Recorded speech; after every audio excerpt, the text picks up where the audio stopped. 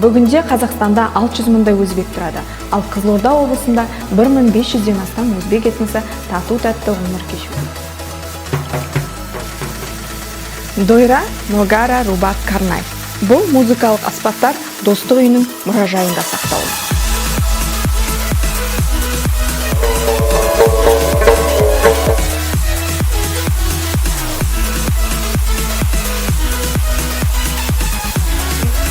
Bugün bizning milliy taomlarimiz o'zbek palovida.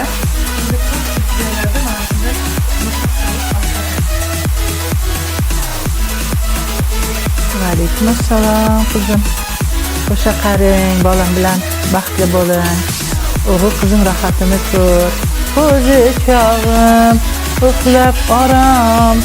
Nations Орда айдарында өзбек халқының мәдениеті, салт-дәстүрі, ұлттық құндылықтары жайлы сыр шертетін болады.